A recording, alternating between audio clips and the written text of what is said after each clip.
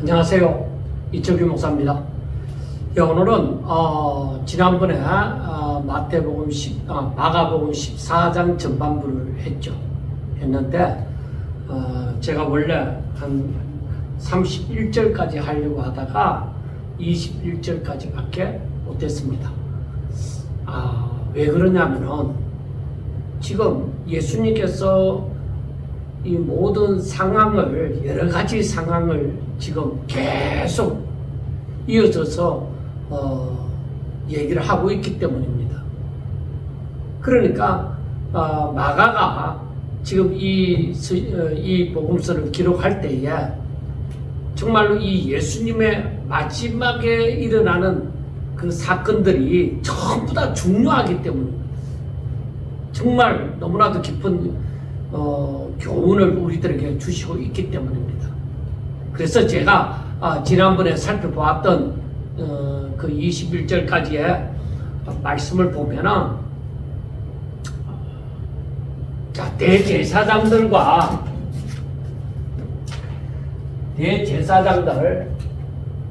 대제사장들의 무리, 그러니까 백성들의 장로들도 있고 서기관들도 있고 그렇죠. 이 무리들은 예수님을 잡아 죽이고자 하죠. 그러니까 이 모든 상황이 지금 예수님을 잡아 죽이는 대로 정말 전과는 다르게 완전히 거기에 집중이 되어져 있습니다. 그런데 지금 이러한 상황 가운데서도 예수님의 머리에 향유를 부은 여인이 있습니다. 그러니까 순전한 나아서 향유 한 옥합을 부은 여인이 있습니다. 예수님께서 말씀하기는 이거는 자신의 장례를 두고 부은 것이라고 말씀을 합니다. 그리고 여기에서 보면은 이런 여인이 있는 반면에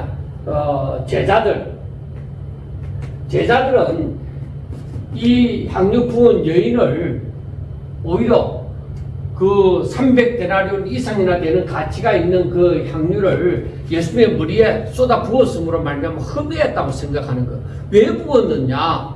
그렇게 생각을 하는 것이죠. 그러니까 제자들은 예수님의 가는 길을 잘 알지 못함입니다. 저들에게 분명히 말씀하여 주어도 거기에 관심이 없으니까 예수님의 가는 길을 잘 알지 못함입니다. 그런데 그 제자들 가운데서 가룟 유다와 같은 경우는 이거 원래 도둑이라고 했습니다. 그래서 동계를 맡아서 이 도둑질을 했습니다. 그런데 예수님은 이 사실을 알고 있거든요. 그런데 사탄이 예수님을 팔려는 생각을, 예수님을 팔려는 마음을 가룟 유다에게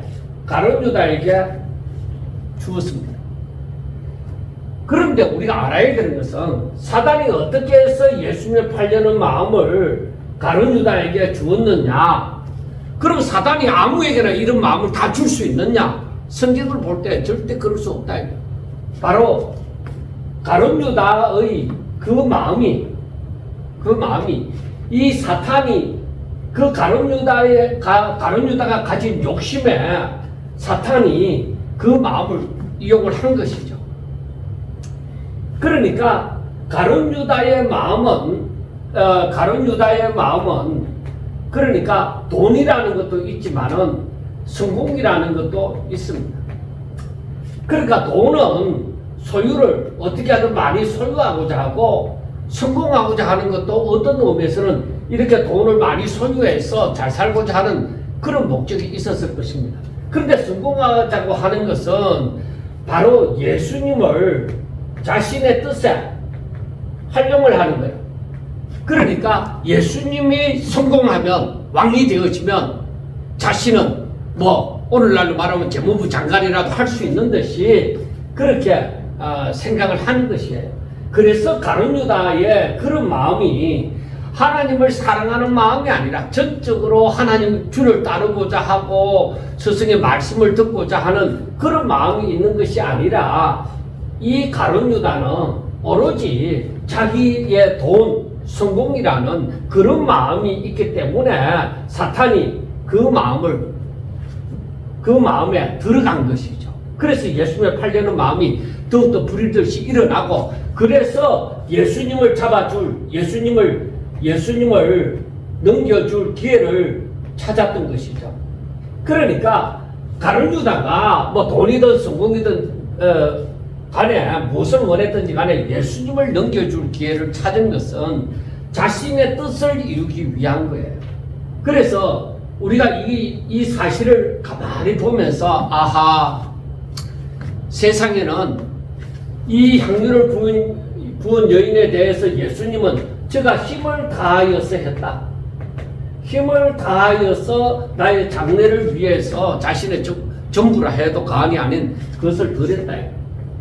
그래서 성경에서는 뭐라고 하느냐? 성경에서 말씀하는 것은 자신의 전부를 다하여 전심으로 하나님을 사랑하라는 것입니다. 네 마음을 다하고 뜻을 다하고 목숨을 다하고 힘을 다하여서 하나님을 사랑해라. 그리고 내 이웃을 사랑해라 하는 것이죠. 그래서 예수님께서는 이 여인에 대해서 복음이 전파되는 곳에는 어디든지 이 여인의 그 행한 일을 말하여서 바로 여인이 여인을 기억하도록 해라. 그래, 그것은 바로 그 여인의 힘을 다해서 하나님을 사랑하는 그것입니다. 그래서 우리가 볼 때에 예수님 하나님을 사랑하는 하나님을 사랑하는 자는 힘을 다하여 이 전부를 다하여 전심으로 사랑하라는 것입니다. 그런데 가룟 유다와 같은 이런 작자는 힘을 다하여서 자신의 뜻을 이루려고 하는 것이죠. 그래서 사람들이 살아가는데 열심히 살아가는 모습은 그 똑같이 보입니다. 그런데 한쪽은 하나님을 사랑하는데 힘을 다하고, 한쪽은 하나님을 잘 알지도 못하고 자신의 뜻을 다하여서 자신의 뜻을 이루는데 힘을 다하는 거예요. 그래서 살아가는 모습은 다 똑같이 봅니다. 그 사람들이 뭔가 다 똑같이 이렇게 열심히 잘 살기 위해서 열심히 노력하고 있잖아, 그렇게 얘기할 수도 있습니다. 그러나 분명히 가는 길은 틀립니다. 한 부류는 생명을 얻기 위하여 영생을 얻기 위하여 달려갑니다. 한 사람은 사망의 길로 쫓아가는 거예요. 그러니까 뭐 다 똑같이 열심히 살아가는 것 같지만은 다릅니다. 가는 길이 달라요. 그 사람들이 알지 못하고 볼 때에 그런 거예요. 그런데 우리가 여기서 교훈을 얻어야 되는 것은 어찌하든지 하나님을 이 복음이 전파되는 곳에 이 여인이 하는 일을 전하라고 말을 하라고 했잖아요. 그러니까 복음을 받은 자들은 전심으로 하나님을 사랑을 해야만 된다 하는 그 뜻을 알아야 됩니다. 그래서 율법과 선지자의 강령이 그 뭐예요? 제일 첫째가 그거잖아요. 네 마음을 다하고 목숨을 다하고 힘을 다하고 뜻을 다해서 하나님을 사랑하라는 것이잖아요. 그러니까 하나님을 믿는 사람들에게는 이 하나님을 사랑하는 것, 이것이 그에게 생명이 충만하는 것입니다. 하나님의 생명이 충만하면 그에게서 당연히 하나님의 영이 역사한다는 거죠. 충만히 역사한다는 것이죠. 그리고 하나님을 전심으로 사랑하는 데는 믿음 없이는 그렇게 안 됩니다. 그리고 그 믿음은 하나님의 은혜로 인하여서 자기에게 그 믿음이 충만하게 되어지는 것입니다. 그 다음에 이제 오늘 말씀에 보면은 22절부터 보면은 이제 만찬이 나옵니다. 최고죠. 만찬. 자, 만찬을 준비하는 데 있어서도 앞에서도 나왔죠. 어떤 제자들의 노력으로서가 아니라 이 제자들도 예수님에게 물은 것이죠. 우리가 12절 마지막에 보면은 제자들이 예수께 여짜오되 우리가 어디로 가서 선생님께서 유월절 음식을 잡수시게 준비하시기를 원하시나이까? 저는 이것도 믿음이 없이는 또 안 된다고 봐요. 그러니까 내가 뭐든지 노력해서 하지 이게 아니라 이조차 하나님의 뜻을 묻는 이 제자의 모습이 참 아름답다고 보는 거예요. 하나님의 뜻은 어디 있을까? 예수님께서는 어디서 우리가 만찬을 준비하기를 원하실까? 이렇게 묻는 것. 다윗이 전쟁을 하러 올라갈 때에 올라가리까 말리까 하고 묻는 것. 그러니까 축구를 하나님 앞에 맡기는 것이죠. 저는 이 묻는 것이 너무나도 귀한 것이라고 보는 거예요. 내가 내 힘으로 뭐 어떻게 준비하는 게 이게 아니라 하나님 앞에 하나님의 뜻을 묻는 것이죠. 그래서 예수님께서 제자들 둘을 보내어서 물 한 동이를 가지고 가는 사람을 만날 것이다. 그래서 그를 따라가서 어디든지 그가 들어가는 집 주인에게, 그 집 주인에게 선생님의 말씀이 내가 내 제자들과 유월절 음식을 먹을 나의 객실이 어디 있느냐 하시더라. 그래서 이 준비하는 데 있어서도 바로 하나님의 인도하심이 있는 거예요. 그래서 그 집 주인이 제 집 주인이 그 큰 다락방을 보여줄 것이다. 그러니까 합당한 곳을 보여주시는 거예요. 하나님의 인도하심은 하나님의 예비하심입니다. 우리는 사람은 모른다. 사람은 알지 못한다. 그런데 하나님은 다 아시는 거예요. 그러니까 여호와 이래 하나님께서 준비하십니다. 그렇게 우리가 볼 수가 있는 것이죠. 그래서 큰 다락방을 보여줄 터인데 거기서 준비해라. 그래서 예수님께서 말씀하신 대로 그 모든 것이 이제 다 이루어져서 유월절 음식을 준비했습니다. 그래서 22절에 보면은 그들이 이제 만찬석상에서 이제 떡을 가지시고 예수님께서 그 축복하시고 제자들에게 나눠주면서 뭐라고 해요? 받으라. 그러니까 이거 명령이잖아요. 받으라. 이것은 내 몸이니라. 내 몸이니라 하고 말씀을 합니다. 그리고 잔을 가지사 감사 기도를 하시고 그들에게 주시니 이를 마시매 뭐라고 얘기하냐? 이것은 많은 사람을 위하여 흘리는 나의 피다.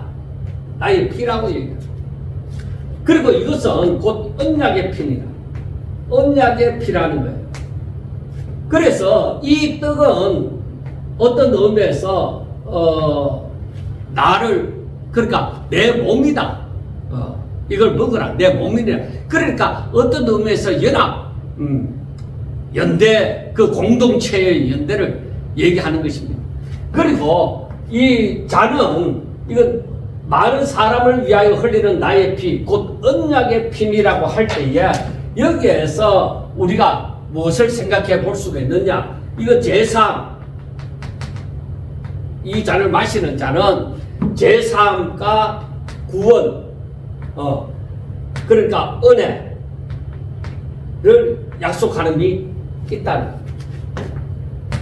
그러니까 이 떡을 먹고 이 잔을 마시는 자는 바로 주와 함께 하는 것이죠. 그러니까 이 의미는 주님이 걸어가신 그 길을 걷는 자들이 바로 이 떡과 잔을, 즉 성찬을 나눌 수가 있는 것이, 이게 고백입니다. 나는 주와 함께 하나이다. 나는 오로지 주께서 흘리신 그 보혈의 공로로 말미암아 제사함을 받고 내가 구원을 받는 줄로 믿습니다 하는 그 하나님의 뜻을 깨닫는 것이에요. 그리고 25절에 말씀하는 것은 진실로 너희에게 이르노니 내가 포도나무에서 난 것을 하나님 나라에서 새 것으로 마시는 날까지 다시 마시지 아니하리라 하고 말씀을 합니다. 그리고 자신이 십자가에 못 박히시기 전에 마지막으로 마시는 것임을 말씀을 해주고 있습니다. 그러니까 하나님 나라에 가서 새롭게 마시는 날까지는 다시는 포도주를 마시지 않는다는 것을 얘기를 해주고 있습니다. 이 만찬은, 성찬은 예수님의 희생을 기념하는 것이에요. 그러니까 이것은 예수님의 희생적인 그 죽음을 예고하는, 그러니까 이미 제자들에게 3번이나 말씀을 했잖아요. 내가 예루살렘 올라가면은 대제사장들과 장로들과 서기관들에게 많은 고난을 받고 죽임을 당하고 사흘 만에 살아나리라 말씀을 했잖아요. 그리고 이렇게 만찬석상에서 떡을 먹게 하고 잔을 마시게 하는 이 부분에서 바로 죽음을 예고하는 상징적인 행위입니다. 바로 이 제자들이 이 행위를 통해서 이 희생을, 예수님의 그 희생을 기념하고 기억하게 되었습니다. 우리는 즉 예수님의 죽으심을 꼭 기억해야만 되는 것입니다. 왜? 여러분, 세상의 모든 것이 다 이루어졌다고 할지라도 하나님이 우리를 이처럼 사랑하사 우리에게 예수님을 보내주시지 않았더라면 우리에게는 제사함의 은혜도 없고 구원의 은혜도 없습니다. 우리가 존재하는 것, 우리가 하나님 나라를 소망하는 것, 이것은 오로지 예수님이 십자가에 못 박혀 죽으시고 다시 살아나심으로 말미암아 이루어지는 것입니다. 그렇기 때문에 우리는 이 사실을 보면서 꼭 기억해야 되는 것이, 나는 예수 안에서 예수님으로 말미암아 예수 이름으로 주의 말씀으로 그를 믿음으로 살아야만 한다 하는 그 자신의 소속, 자신의 존재 이유, 어떻게 존재하게 되어졌는가, 그 존재의 근원을 알아야만 하는 것입니다. 그리고 이것은 바로 새 언약을 확립하는 거예요. 그리고 옛 언약은 어땠어요? 늘 짐승을 잡아서 제사를 드리고 또 그 다음에 되면 또 드리고 해야만 되었습니다. 그런데 새 언약은 무엇이냐? 단번에 이루어 주셨습니다. 이제는 믿기만 하면 되는 것입니다. 다시 다른 제사가 필요가 없습니다. 예수님이 완전한 대제사장이 되시고 완전한 제물이 되심으로 말미암아 우리는 그를 믿음으로 말미암아서, 그것을 믿음으로 말미암아서 우리들의 죄가 사함을 받고 바로 하나님의 사람이 되어지고 하나님께 가까이 나아갈 수가 있게 되어지고 하나님의 신령한 복을 누릴 수 있는 자가 되는 것입니다. 그리고 이 떡을 먹고 이 잔을 마시는 것에는 바로 제자들의 그 하나님을 믿는 사람, 주를 믿는 사람들의 연합과 그 공동체 의식이 있는 것입니다. 하나의 떡, 하나의 잔, 예수 안에서 우리는 같은 떡을 먹고 같은 잔을 마신다. 그 의미가 있습니다. 그래서 그것을 깨닫게 되어질 때에 형제를 내 몸같이 사랑할 수 있게 되어지는 것이죠. 그래서 형제들의 아픔이 내 아픔이 되어지는 것이죠. 그리고 제자들에게 이 만찬은 또 제자들에게 있어서 본보기가 되어집니다. 예수님이 이렇게 사신 것처럼 너희들도 나와 같이 이렇게 살아라 하는 것을 보여줌이 되어집니다. 오직 하나님 아버지의 뜻을 위하여서 예수님이 이 땅에 오셨고 그 일을 이루신 것처럼 우리들도 예수님이 걸어가신 그 길을 걷는 거예요. 바로 그것은 하나님 아버지의 뜻을 위하여 사는 것입니다. 그리고 이것은 예수님께서 하신 말씀이 내가 포도나무에서 난 것을 하나님 나라에서 새 것으로 마시는 날까지 다시 마시지 아니하리라. 그리고 그 말씀은 미래에 대한 소망과 재림에 대한 약속을 말씀하는 것입니다. 내가 다시 올 때까지 나를 기념하라 했잖아요. 그러니까 우리가 세상에 사는 것은 오직 예수 그리스도 이름으로 사는 거예요. 다른 거 아니에요. 내가 세상에 사는 것은 오직 주의 이름으로 주님 안에서 주와 함께 연합함으로 살아가는 거예요. 그러니까 성찬의 의미가 이러한 의미가 있습니다. 예수님께서는 이것을 말씀해 주시는 거예요. 앞에서 이 향유를 부은 여인도 있고 제자들 특히 가룟유다 같은 존재가 있습니다. 예수님을 파는 가룟유다와 같은 존재가 있습니다. 하나는 하나님을 너무 사랑하고 하나는 자기 뜻을 너무 사랑하고. 그러나 예수님께서는 뭐요? 자기 사랑하는 자들, 하나님께서 사랑하는 자들을 위하여서 이렇게 이 구원의 구원의 은혜를 베푸시는 거죠. 그래서 새 언약을 맺으시는 것이죠.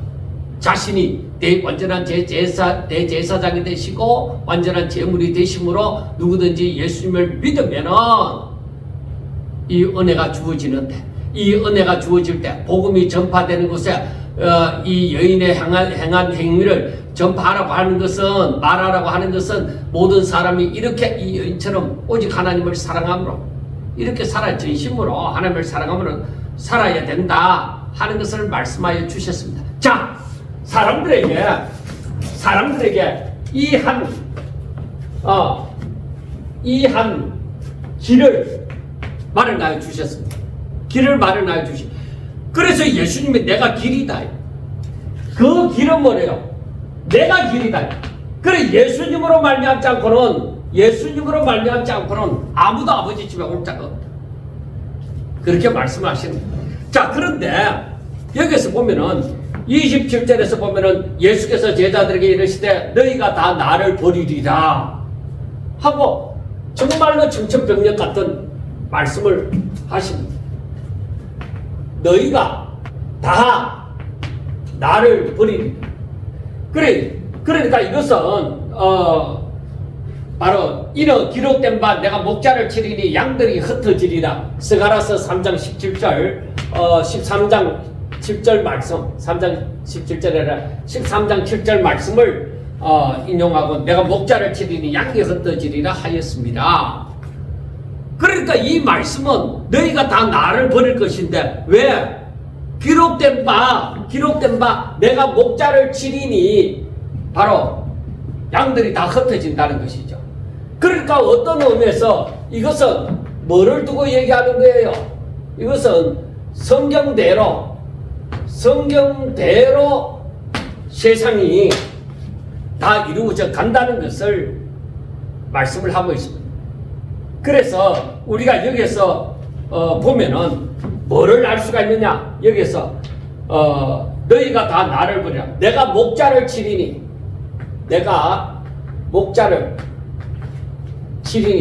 하나님께서 왜 이 목자를 치느냐 이 말.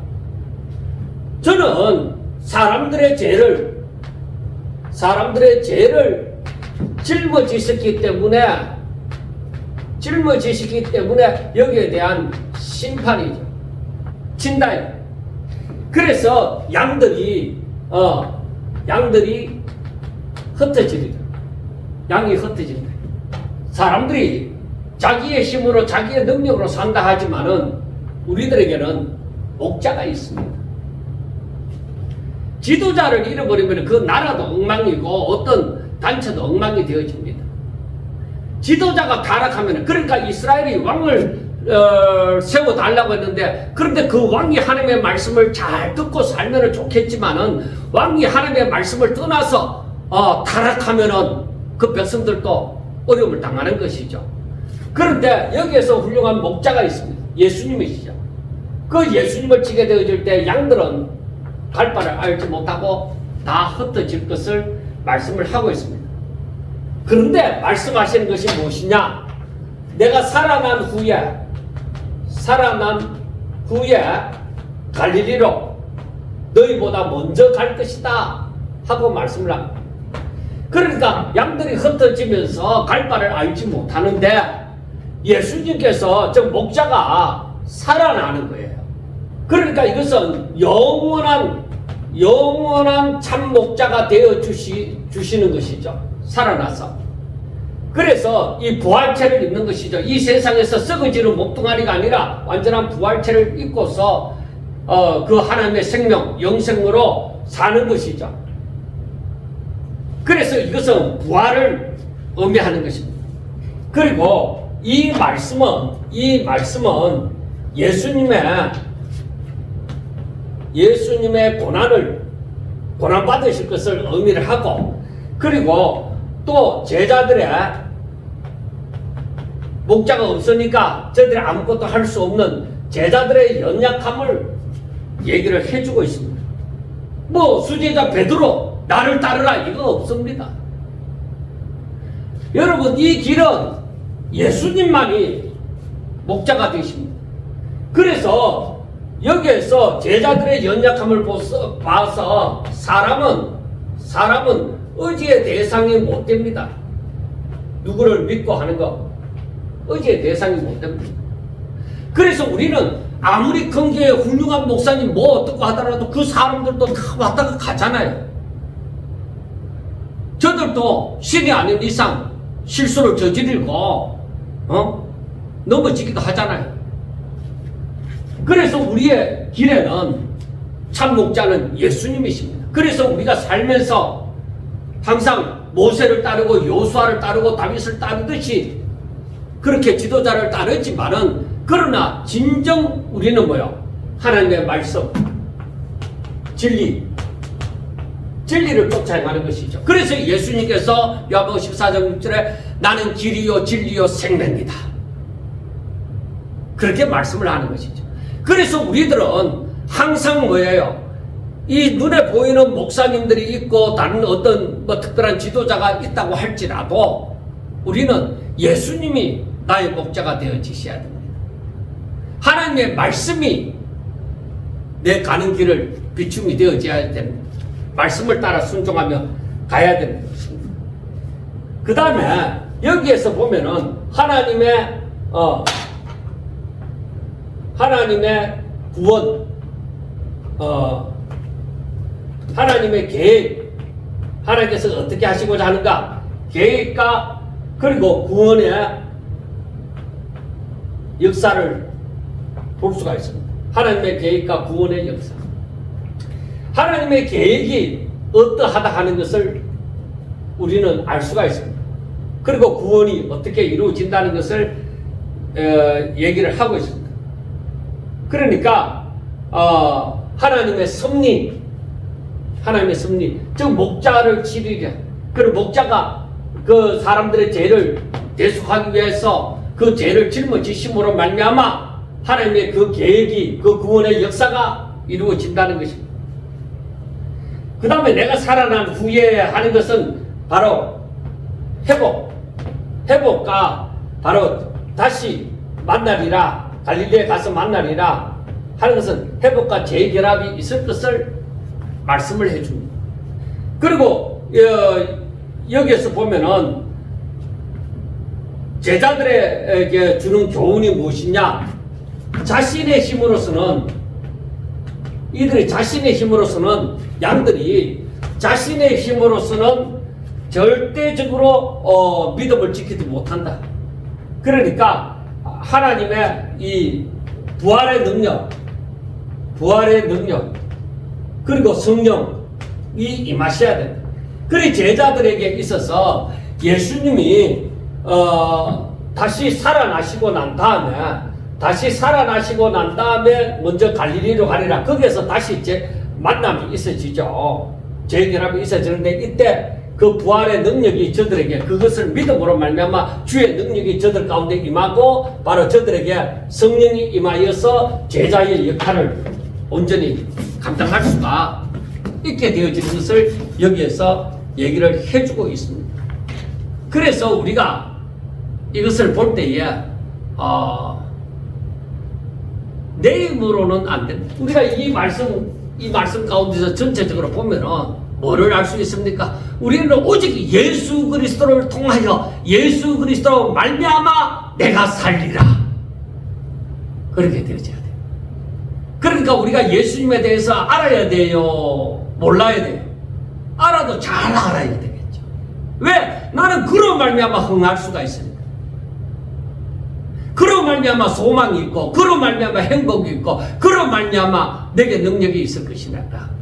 그러니까 우리는 예수님을 잘 알고자 해야 돼요. 일반적으로 사람들은 자신의 뜻을 이루기 위하여서 열심히 기도하고 금식하고 예물 드리고 뭐 작정하고 그러잖아요. 그런데 예수님은 제자들에게 말씀을 합니다. 너희는 먼저 그의 나라와 그의 의를 구하라.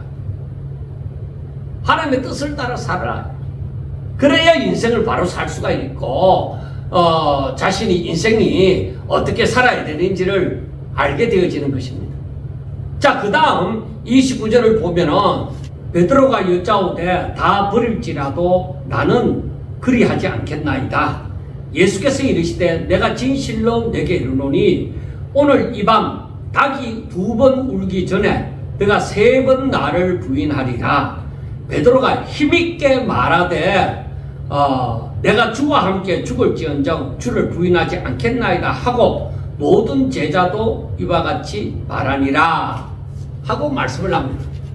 성경에 예언되어진 말씀이 뭐예요?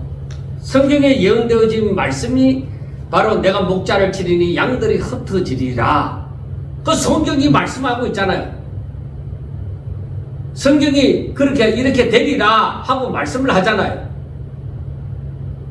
그리고 예수님께서도 말씀을 하기를 너희가 다 나를 버리리라 하고 말씀을 하잖아요.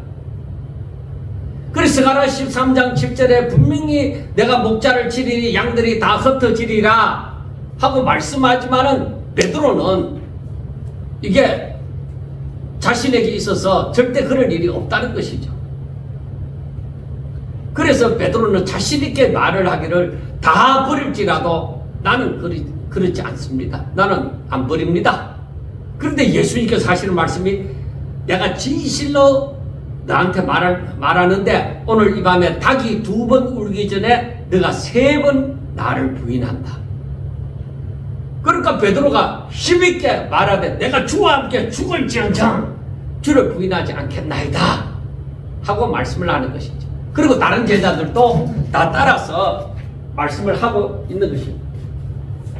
자, 우리가 여기서 보면은 스가랴서 13장 10절 내가 목자를 치리니 양들이 다 흩어지리라. 이게 뭐예요? 성경이에요. 자, 베드로는 어떻게 얘기하느냐? 다 주를 버릴지라도 다 버릴지라도 다 예수님을 버릴지라도 나는 그렇지 않습니다. 나는 버리지 않습니다 하고 얘기합니다. 그리고 예수님의 말씀이 뭐라고 하느냐? 내가 진실로 나에게 말하는데 오늘 이 밤에 닭이 2번 울기 전에 2번 울기 전에 3번 나를 부인하리라.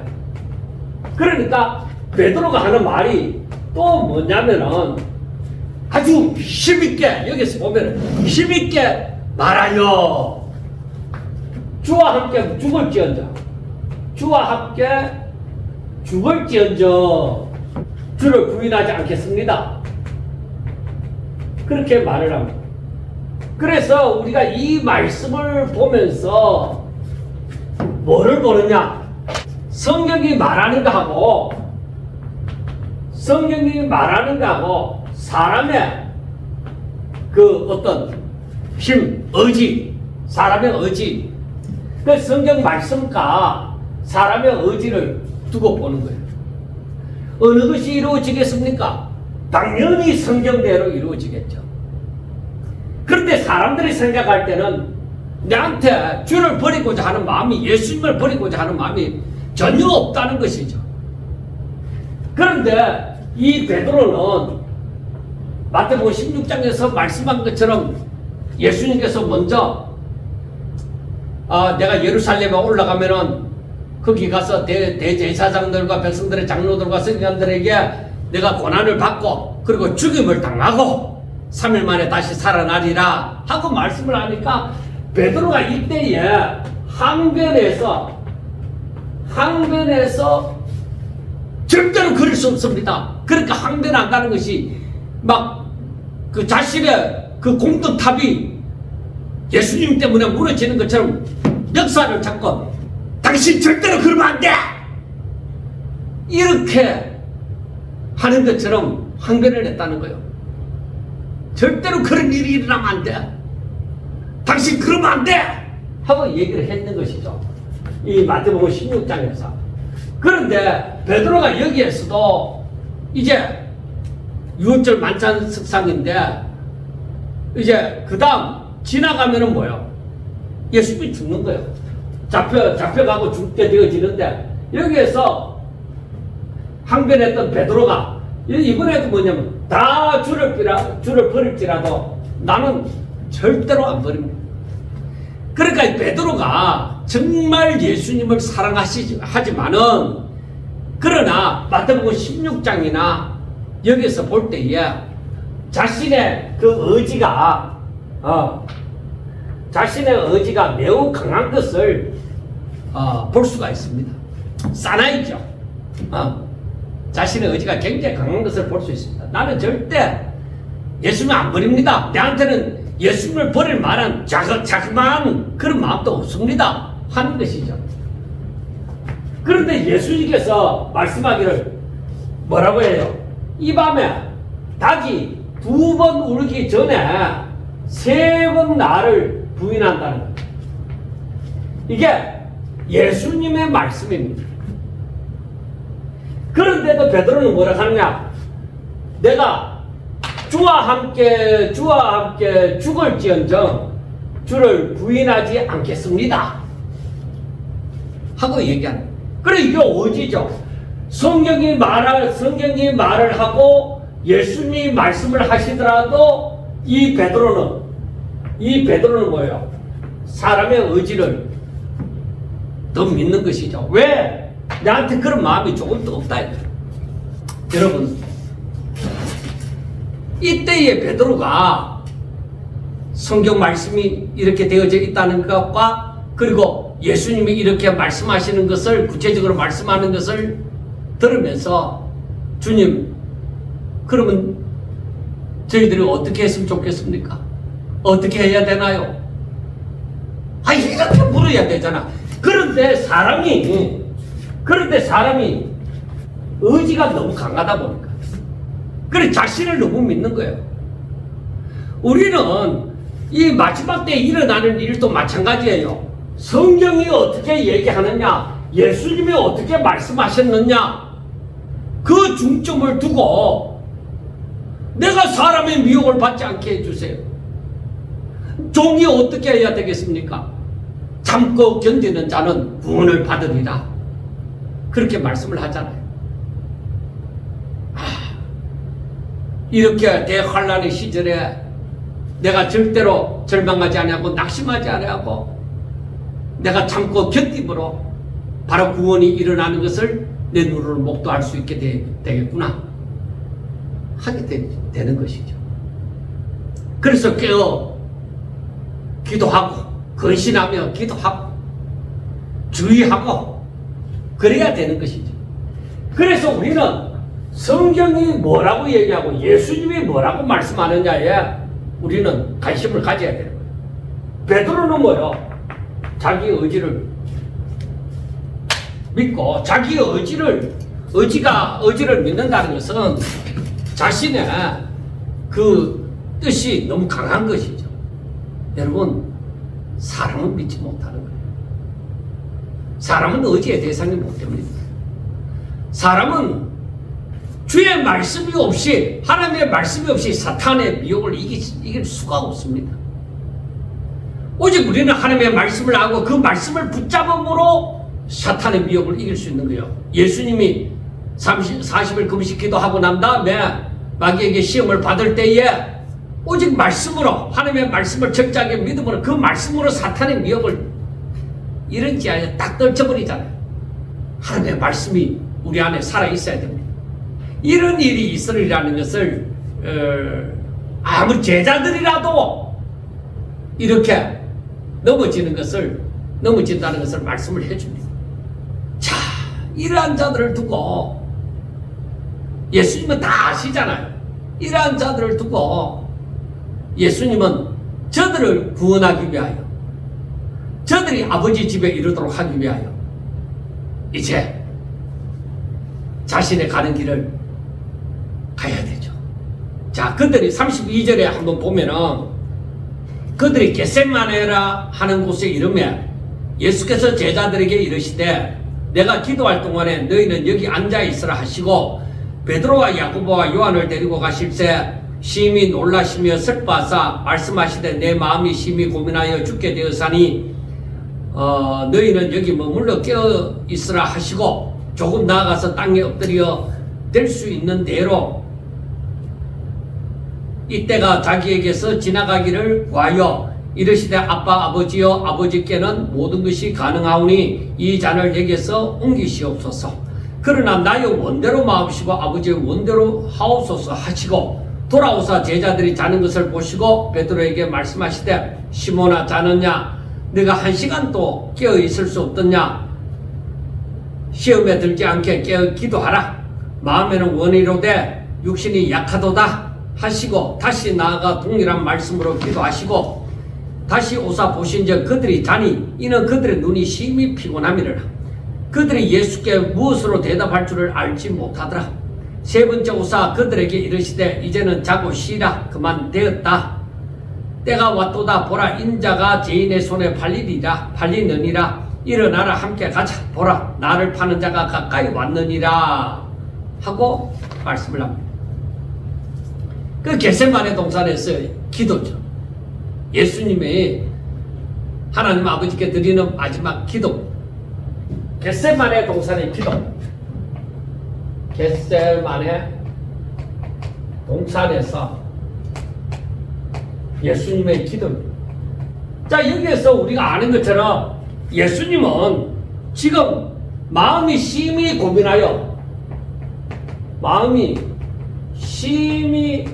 고민하여 죽게 되었다. 그러니까 이 심정을 아셔야 됩니다. 너무 괴로워서 죽을 것 같아요. 너무 괴로워서 죽을 것 같아요. 왜 그럴까? 자신의 원함대로 이루어지지 않기 때문에. 그래서 이제 하나님께 아버지께 기도하는 것이죠.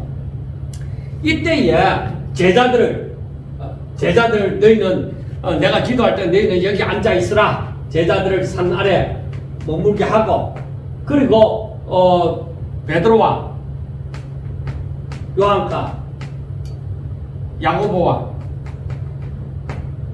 를 데리고 이제 한 발자국 더 나아갔습니다. 그래서 여기에서 내 마음이 심히 고민하여 죽게 되었으니 뭐라고 하느냐? 너희는 여기 머물러 깨어 있으라. 나와 함께 깨어 있으라.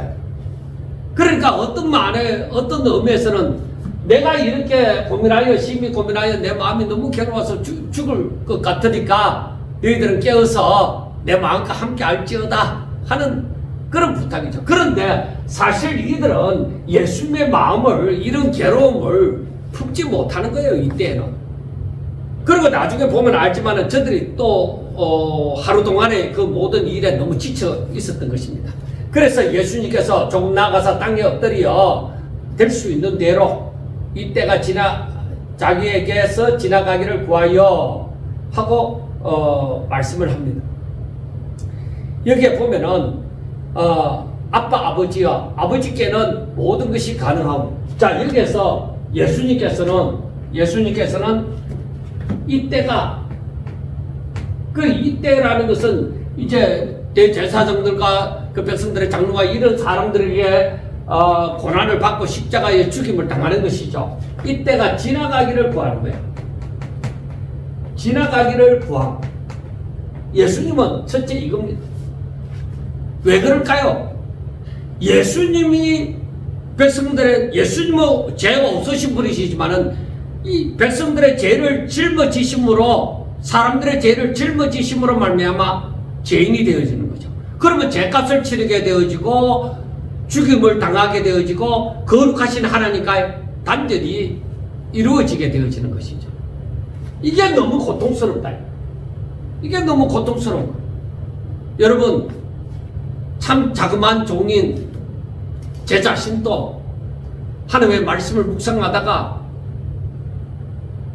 이 말씀을 제대로 깨닫지 못하고 그 성령과 함께 하지 못하는 그런 순간이 있습니다. 성령께서 저에게 깨달음을 주시지 않을 때도 있습니다. 뭔가 막혀 있는 것 같은 그런 기분을 느낄 때도 있습니다. 그때 너무나도 고통스럽습니다. 하나님의 뜻이 무엇이지? 왜 이렇게 깨달음이 없지? 그 답답함은 정말 이루 말을 할 수 없습니다. 정말로 하나님의 종이 되어지고 하나님을 사랑함이 되어지면은 하나님 아버지의 마음을 알 수 없다는 것이 얼마나 답답한 건지 모릅니다. 도대체 뭘 원하시는지. 그런데 그것이 소통이 되어질 때 아버지의 뜻이 깨달아지고 이 말씀이 무엇을 말씀하는지 알게 되어질 때는 그보다 또 더한 기쁨이 없습니다. 그래서 여기에서도 예수님께서 심히 고민하고 죽게 되어졌다. 그러니까 십자가에 못 박혀 죽는 육체적인 고통도 있지만은 영적으로는 아버지와 단절되잖아요. 죄와 거룩이 구별되듯이 이 분리가 되듯이 그런 분리가 일어나니까 너무나도 고통스러운 것이죠. 하나가 되어질 때에 우리의 행복이 있고 거기에 기쁨이 있는 거예요. 우리가 이걸 아셔야 됩니다. 하나님의 말씀이 내 안에 살았고 생명력이 있게 왕성하게 활동하면은 내가 기쁜 것이죠. 나의 능력으로 살지 아니하고 하나님의 능력으로 살게 되는 것이죠. 그걸 알아야 돼요. 그래서 여기에서 나아가서 이때가 지나가기를, 그러니까 이게 너무나도 고통스러운 것이니까 이게 지나가기를 구하는 거예요. 아빠 아버지여, 아버지께는 모든 것이 가능하오니 아버지는 다른 말로 하면은 전능하시니 그러니까 이 잔을, 이 고난의 잔을 옮기시옵소서. 내게서 옮겨달라. 그러니까 이만큼 고통스러운 거예요. 이게 고통스러워. 이 고난의 잔, 십자가를 지는 이 고난의 잔, 너무나도 고통스러운 거예요. 이 예수님의 기도에서 우리가 정말로 이 세상에서 세상을 따르지 아니하고 정말 하나님의 뜻을 따라서 산다는 것이 정말로 우리들에게 자기를 부인하는 그 싸움이 큰 거예요. 그냥 쉽게 자기를 부인하는 거 아니에요. 자기를 부인하는 것은 십자가 죽음에 고통이 있는 거예요. 그래서 이 잔을 내게서 옮겨달라. 나를 버리는 것이니까. 그리고 아버지와 분리되는 것이니까. 그런데 여기에서 보면은 그러나 나의 원대로 마옵시고 아버지의 원대로 하옵소서 하고 말씀을 하는 거예요.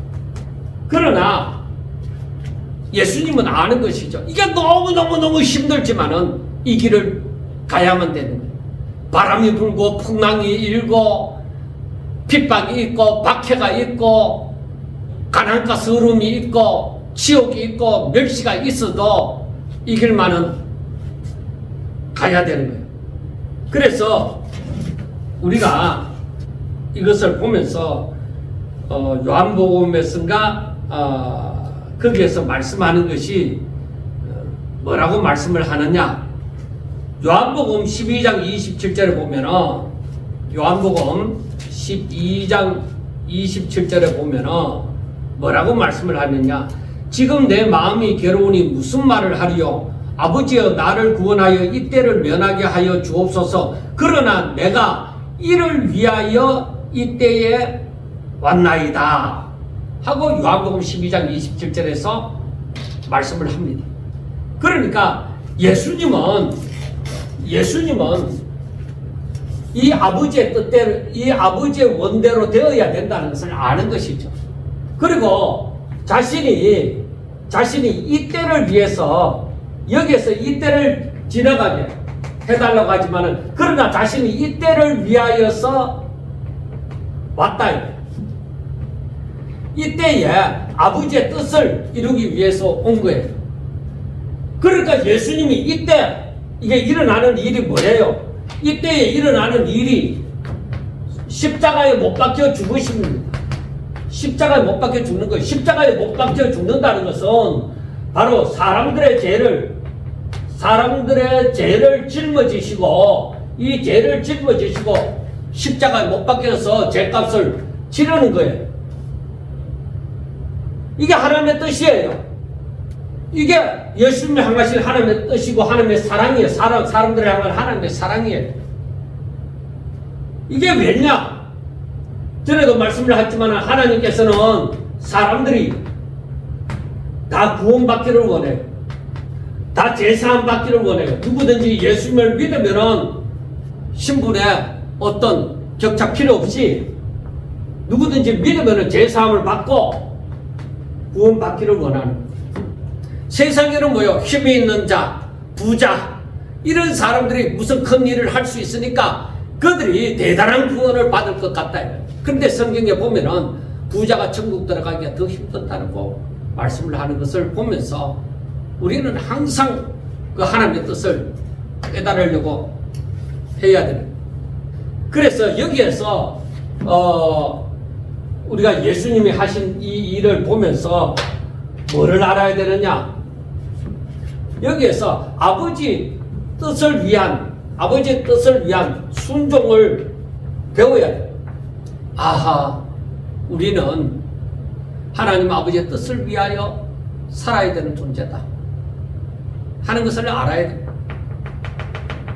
이렇게 살아야 됩니다. 아버지의 뜻을 위하여. 베드로가 성경이 이렇게 말하고 예수님이 이렇게 말한다 하더라도 자신의 의지를 가지고 살려고 했는 거 결과적으로 무너지잖아요. 예수님이 이렇게 아버지의 뜻을 이룸이 없으면 자신의 힘으로는 구원받지 못한다는 사실을 분명하게 깨닫는 거예요. 그래서 예수님은 이제 기도하시고 난 다음에 세 번이나 기도하시고 난 다음에 제자들 곁에 왔는데 졸고 있는 거예요. 그래서 시몬아 자느냐? 너가 1시간도 깨어 있을 수 없더냐? 시험에 들지 않게 깨어 기도하라. 마음에는 원이로다 육선이 약하도다 하고 말씀을 합니다. 그래, 이게 무엇이냐면은 예수님은 바로 이 사람들에게, 이 제자들에게 정말로 함께하기를 원했습니다. 깨어 있으라고. 그런데 여러분, 하나님의 뜻에 사람의 의지를 갖고 사람의 힘으로 갖고는 함께 할 수 없다는 것을 얘기를 해주는 거예요. 나중에 저들이 정말 부활의 능력을 힘입고 성령이 임하 저들에게 충만해졌을 때는 뭐요? 하나님의 뜻을 따라 살죠. 죽는 가운데라도 가죠. 그러니까 부활의 능력이 임하지 아니하고 사람의 의지로서 살려고 하는 것은 할 수 있을 것 같지만은 안 됩니다. 우리가 그걸 알아야 되는 거예요. 그리고 그걸 그 뜻 앞에 무릎을 꿇어야 되는 거예요. 자, 여기에서 시험에 들지 않게 깨어 기도하라. 마음에는 원이로되 육신이 약하도다. 그러니까 시험에 들지 않게 깨어 기도하라. 이것은 바로 영적으로 경계하고 준비해야 된다는 것을 얘기합니다. 그러니까 우리는 이렇게 되어지기 위해서 항상 기도해야 돼요. 하나님의 말씀을 듣고 주의 말씀을 듣고 깨어 기도해야 되는 것이죠. 그 다가올 마지막 때에 있을 그 시험과 그 유혹에 대비해서 우리는 준비 기도를 해야 되는 것이죠. 그 준비 기도를 하는 것은 뭐예요? 내가 더욱더 주와 함께 살아가는 것이죠. 주의 능력을 힘입는 것이죠. 그리고 이것은 인간의 사람의 연약함을 두고서 얘기를 합니다. 사람은 이렇게 피곤하면 쓰러질 수밖에 없어요. 그 일을 감당할 수가 없어요. 인간의 의지는 실제적인 행동, 이 인간의 의지하고 실제하고는 간격이 있습니다. 내 마음은 원인이지만 육신이 안 따라가요. 제가 육체가 건강할 때에 묵상하는 것 같고 육체가 너무 힘이 없어서 아프고 피곤하고 이럴 때 성경 묵상하는 거하고 다릅니다. 마음은 원의로 돼 육신이 따라가지 못할 때는 그만큼 효능이 떨어지는 것이죠. 그러니까 실질적으로 여기에서 영적인 전쟁이 일어나는 것이 내 힘으로 살려고 하지 마라. 나는 인간은 연약하게 넘어질 수 있어요. 그러니까 내 이름으로 살지 말고 내 의지로 살지 말고 하나님의 능력으로 살려고 해라. 그리고 여기에서 마음에는 원의로 돼 육신이 약하도다 하는 것은 제자들의 실패 그리고 예수님의 이해함이 예수님은 우리의 모든 것을 다 체결함이 되어져서 우리 육신을 가진 존재의 그 연약함을 다 알고 계십니다. 거기에 대해서 자신이 연약함으로 말미암아 더욱더 주를 의지하면서 살아야 된다는 것을 얘기를 해줍니다. 기도해라. 그래서 마지막에 이 기도의 중요성, 우리가 이런 사탄의 시험과 유혹, 감당해야 될 사명, 이 모든 것을 위해서는 우리는 예수 그리스도로 말미암지 않고는, 주의 이름을 말미암지 않고는 내 이름으로, 내 능력으로 감당할 수가 없습니다. 전적으로 하나님을 의지함으로 이루어지는 것입니다. 여러분, 예수님은 마지막 순간이 다가올 때까지 육신을 가진 존재로서의 모습을 보여주었습니다. 육신의 그 고통, 십자가를 짊어지는 말미암아 그 육신의 그 최고의 형벌이잖아요. 그래서 가장 악을 크게 저지른 자들이 십자가에 못 박혀 죽잖아요. 그래서 육체적인 그 고통과 그 영적인 단절로 인하여서 약하여지지 아니하고 오직 아버지의 뜻이 이루어지기를 바랐습니다. 그러니까 이 잔이 내게서 지나가게 하옵소서 할 때는 뭐요? 정말 그런 마음이 간절하죠. 그렇지만은 아버지의 원대로 하옵소서 함이 우리들에게 있어야 되는 거예요. 내 중심이 하나님께로 딱 열려서 하나님의 뜻대로 성경 말씀대로 이루어지이다. 그래서 내가 그 가운데 있어야 된다.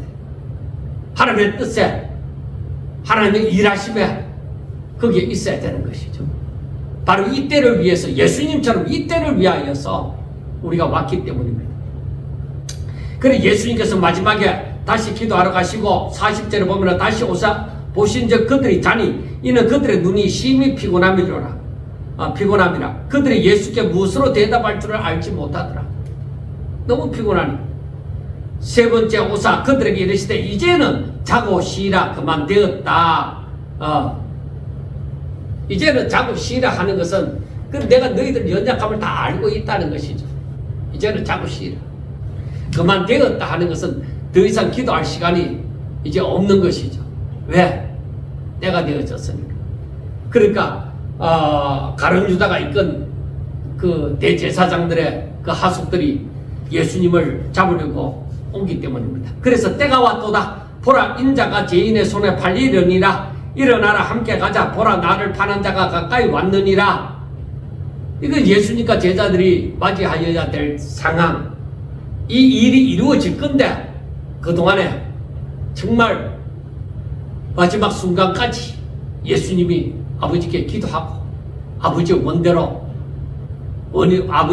되기를 원하나이다 하는 마음에 결심이 이제 되고, 원래 그 마음이 있었는데 이 고통을 나타내는 것이죠. 어쩌면은 우리 사람들을 위하여 이러한 기도를 드렸다고 해도 과언이 아닐 것입니다. 자, 43절 예수께서 말씀하실 때 12 중에 하나인 유다가 왔는데 대제사장들과 서기관들과 장로들에게서 파송된 무리가 금과 몽치를 가지고 그와 함께 하였더라. 그러니까 이들이 파송된 무리가 예수님을 잡는 데 있어서 금과 몽치를 갖고 왔는 거예요. 얼마든지 자신들의 그 숫자를 인하여서 예수님이 무슨 군인도 아니고 한 대 얼마든지 잡을 수 있을 것인데 그래도 행여나 있을 일을 대비해서 금과 몽치를 저들은 갖고 왔는 모양입니다. 44절 예수를 파는 자가 가룟유다죠. 이미 그들과 분노를 짜 이르되 내가 입 맞추는 자가 그이니 그를 잡아 단단히 끌어가라 하였는지라. 그래 가룟유다는 자기의 뜻을 이루는 그 대망의 시간이 곧 다가오리라. 내 뜻대로 이루어져 가고 있다. 아마 희열을 느꼈을지도 모릅니다.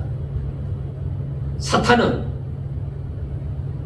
자신이 어떻게 될지도 알지도 못하고 이렇게 예수님을 잡아 죽이고자 하는 그러한 짓을 합니다.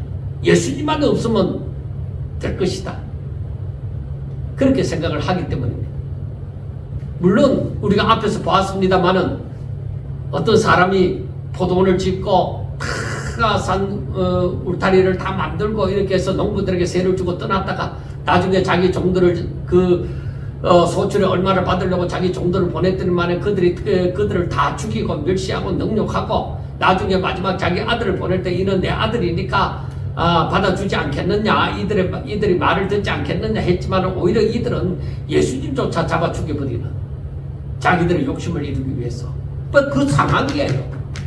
그 상황이 이루어진 거예요. 그 45절에 이에 와서 곧 예수께 나와 랍비여 하고 입을 맞추니 그들이 예수께 손을 대어 잡건을. 자, 가룟유다는 뭐요? 자기의 속마음을 숨기고 예수님이 모르는 것처럼, 아니 만찬을 할 때 예수님이 바로 자기 자신이 팔리라는 것을 다 알고 계시는데 진짜 자기의 그 욕심을 이루기 위해서는 멍청맞게 예수님께 와서 랍비여 하고 입 맞춘다 이 말이에요. 그래 놓고 그 제사장들의 그 대제사장들의 하숙들이 와서 예수님을 잡게 되어집니다. 그때에 베드로가 이 마르고의 칼을 빼서 잘라버리죠. 예수님께서 요한복음 18장 11절에 보면은 예수께서 베드로들을 이르시되 칼을 칼집에 꽂아라. 아버지께서 주신 잔을 내가 마시지 않겠느냐. 이건 내가 가는 길이야. 사람이 막는다고 되는 거 아니야. 이들을 죽인다고 되는 거 아니야. 이건 하나님의 일이야. 사람의 일이 아니야. 그렇게 했죠. 그래서 48절에 보면 예수께서 무리들에게 말씀하여 이르시되 너희가 강도를 잡는 것 같이 금과 몽치를 가지고 나를 잡으러 나왔느냐. 내가 날마다 너희와 함께 성전에 있으면서 가르쳤으되 너희가 나를 잡지 아니하였도다. 그러나 이는 성경을 이루려 함이니라. 그래 이사야 53장에 있는 말씀처럼 다 이루어지는 것이다 이 말이에요. 그러니까 예수님은 평상시에도 너희들 곁에 내가 있었는데 그때도 어떻게 하지 않아놓고 그래놓고 그때 잡지 않았고 이제 자신이 무슨 범죄자처럼 체포하는 것을 지적하는 것입니다. 이 모든 것이 성경이 말씀하는 대로 지금 되어져 가고 있습니다. 그래서 우리가 오늘날 이러한 사실들을 바라보면서 성경이 뭘 말하고 있느냐 하는 것을 깊이 생각해야 되는 거예요. 이렇게 되어지니까 또 성경대로 어떻게 되어져요? 스가랴 13장 7절에 있는 말씀처럼 제자들이 다 예수를 버리고 도망하니라. 예수님이 말씀하시고 스가랴 선지자가 말씀한 대로 그대로 다 되어지는 것이죠. 그리고 51절 한 청년이 벗은 몸에 혼니부를 두르고 예수를 따라가다가 무리에게 잡히며 배 혼니부를 버리고 벗은 몸으로 도망하니라. 그때에 어떤 긴박한 상황을 지금 얘기를 하고 있습니다. 이 사람이 누구인가는 정확하게 나타나지 않아도 많은 신학자들은 그가 마가가 아니겠느냐 하고 보기도 합니다. 그러나 그 마가인지 누구인지 간에 그것이 그렇게 중요하지 않기 때문에 아마 나타내고 있지는 않는 것 같습니다. 자, 이들이 예수님을 잡아서 이제 대제사장에게로 갑니다. 이미 저들은 대제사장들과 장로들과 서기관들은 다 준비하고 있습니다. 이미 저들은 계획한 대로 이제 모든 일을 처리하고자 그 밤중에 준비하고 있었던 것이죠. 자기들의 목적을 이루기 위해서 잠을 자지 않습니다. 쉬지도 않습니다. 사탄이 그런 존재입니다. 그래서 그래서 우리는 항상 깨어 있어야 됩니다. 자, 이제 마지막으로 54절 베드로가 예수를 멋지게 따라 대제사장의 집들 안까지 들어가서 아래 사람들과 함께 앉아 불을 쬐더라. 그런데 이제 대제사장의 그 집들에까지 베드로가 들어갔습니다. 그런데 거기에서 일어나는 광경은 대제사장들이나 백성들의 장로들이나 서기관들이 미리 포섭한 그 증인들이 예수님에 대해서 그 예수님을 잡아 죽일 그런 증거를 찾고자 하지만은 이들의 증거는 서로 불일치함으로 조작된 것이다 보니까 불일치함으로 말미암아 그들은 그 제대로 그 재판을 진행할 수가 없는 그러한 상황이 있었습니다. 그런데 어떤 사람들이 일어나서 예수를 쳐서 거짓 증언하여 이르되 우리가 그의 말을 들으니 손으로 지은 이 성전을 내가 걸고 손으로 짓지 아니한 다른 성전을 사흘 동안에 지으리라 하더라. 그래 그 증언조차 예수님이 말씀하신 그 증언조차도 일치가 하지 않았습니다. 그래서 한 사람은 이 말하고 한 사람은 저 말 했다는 것이죠. 그래 그 증언들이 서로 일치하지 않으니까 이 증언들이 일치를 해야만 재판석상에서 이 판결을 내릴 수 있는데 증언들이 일치하지 않으니까 그렇게 할 수가 없었습니다. 그래서 대제사장이 예수님에게 물었습니다. 너는 아무 대답도 없느냐? 이 사람들이 너를 치는 증거가 어떠하냐? 침묵하고 아무 대답도 아니하시기를 대제사장이 다시 물어 이르되 너가 찬송받을 이의 아들 그리스도냐? 메시아냐? 하고 물었죠. 예수님은 아무 말씀도 없다가 그때에 분명하게 자기가 내가 그니라. 내가 메시아다. 내가 바로 그리스도다. 하고 말씀을 하죠. 그리고 인자가 권능자의 우편에 앉은 것과 하늘 구름을 타고 오는 것을 너희가 보리라. 분명하게 재림하실 것을 또 말씀하여 줍니다. 그때 예수님을 메시아라고 보지 않는 이 대제사장의 입장에서 바라볼 때는 예수님이 참남하죠. 너 같은 존재가 무슨 메시아라고 얘기하느냐. 그래 사람은 외모를 보는 거예요. 너 저 시골 그 나사렛 출신이고 목수의 아들인데 너가 가마리엘 문하세도 아니고 그래 여기에서 보면은 정말 예수님을 아주 천하게 낮게 보는 것이죠. 그런데 예수님이 자신이 메시아라고 얘기하니까 앞으로 어떻게 재림하실 것이라는 것을 얘기를 하니까 대제사장은 참남하도다고 볼 수밖에 없는 것이죠. 그래서 우리가 참 중요한 것이 내가 성경을 어떻게 읽고 이해를 했느냐. 하나님의 말씀하심이 무엇인가? 메시아는 어떻게 오시고 어떤 분이신가? 어떤 일을 하시는가?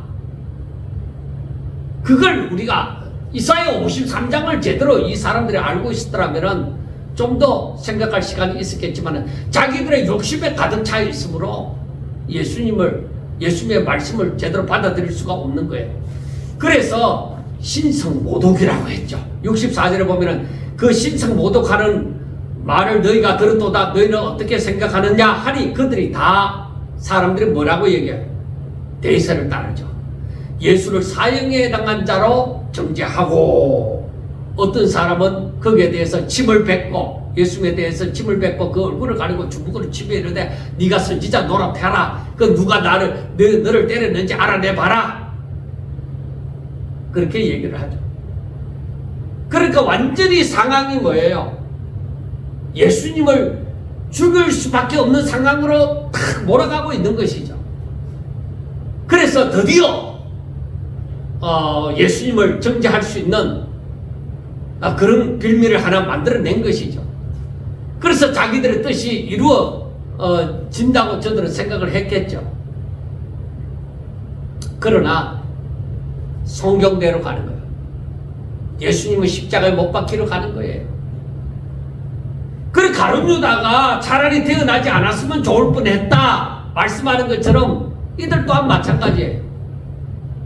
세상을 구원하실 자 예수님에 대해서 이렇게 신성모독하는 자로 하나님의 이름을 참남하게 하는 자로 몰아붙이고 사형으로 정죄하는 이 사람들이 무슨 복을 받겠습니까?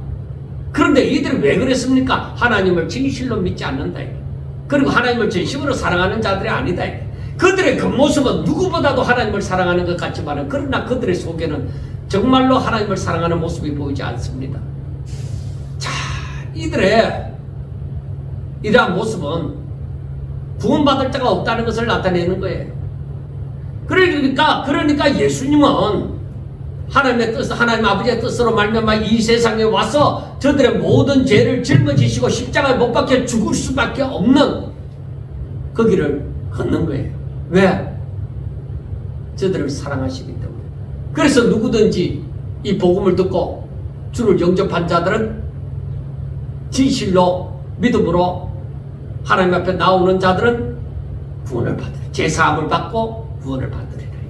그 구원을 받은 자들은 전심으로 하나님을 사랑하는 자가 되어져야 된다는 것이죠.